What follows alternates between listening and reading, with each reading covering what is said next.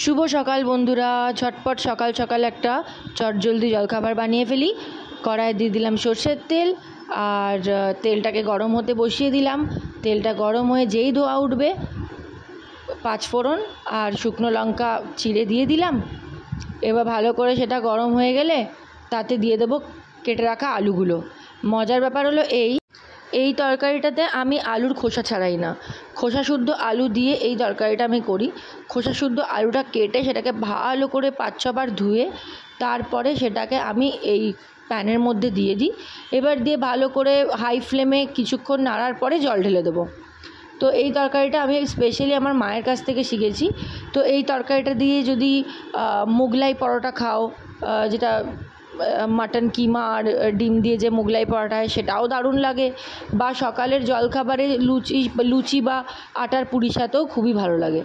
তো এর মধ্যে জল ঢেলে দিলাম, একটু ভাজা ভাজা হয়ে গেছে, জল ঢেলে দিলাম।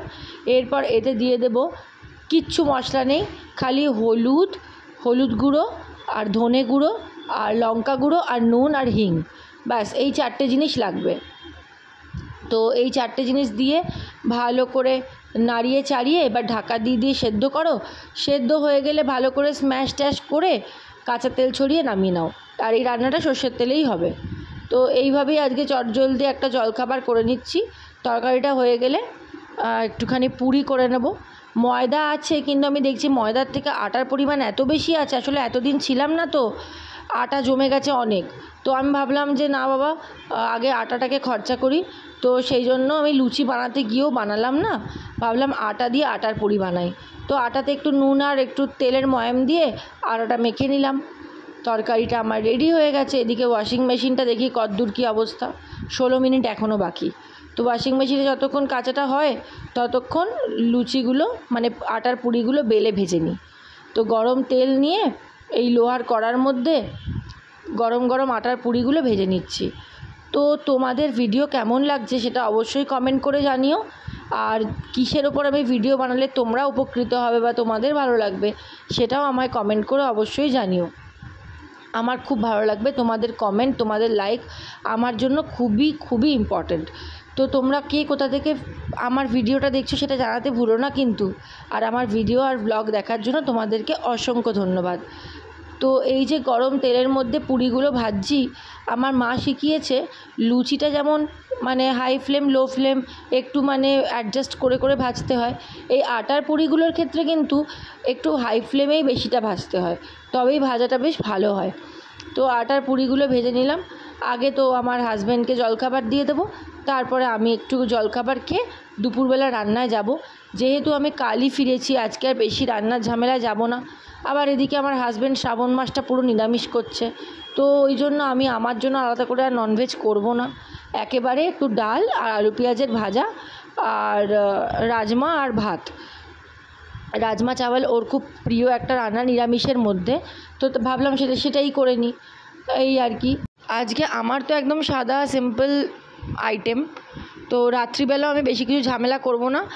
সকালে রাজমাটা আমি একটু বেশি করে করছি, রাতে খালি রুটিটা করে নিলেই রাত্রে ডিনারটাও হয়ে যাবে। আর সন্ধেবেলা দেখি যদি কিছু একটা করতে পারি চটপটা টুকটাক, সেটা একটু সন্ধেবেলা স্ন্যাক্স হিসাবে হয়ে যাবে, এই আর কি রাখবো আজকে।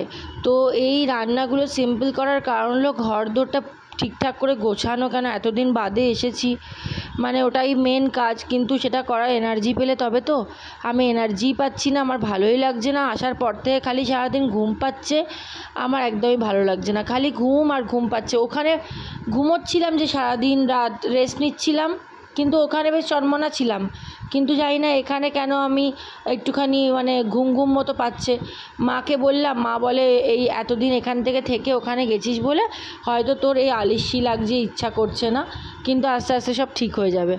আমি হবে হয়তো, আমার খুব আলিস্যি লাগছে, আমার ভালো লাগছে না। তারই মধ্যে সব গোছানো করেছি, কিন্তু আর একটু মানে যেহেতু এতদিন নেই, একটু মানে ডিপলি গোছানোটা দরকার। রান্নাঘরটা একদম মেসি হয়ে আছে, রান্নাঘরটা গোছানোর দরকার, বা আমাদের বেডরুমের পাশের রুমটা গোছানোর দরকার আছে, ঠাকুরঘরটা গোছানোর দরকার আছে। এই ব্যাপারগুলো তো একটু করতে হবে, যেগুলো মানে এতদিন আর কি আমার হাজব্যান্ড সেভাবে দেখেনি চোখ কান খুলে। তো সেই জন্য আর কি মানে আমি এনার্জিই পাচ্ছি না। তো এই তাড়াতাড়ি করে পুরিগুলো ভেজে নিচ্ছি। উড়িগুলো ভেজে টেজে নিয়ে জলখাবারটা আগে ও একটু বেরোলো, ও এলে ওকে জলখাবারটা দিয়ে আমি আমার মেয়েকে পরিষ্কার করিয়ে ওকে ঘুম পাড়াবো। তো বন্ধুরা, ভিডিওটা এখানেই শেষ করলাম। ভালো লাগলে লাইক শেয়ার সাবস্ক্রাইব করে দিও। দেখা হচ্ছে অন্য একটা ব্লগে।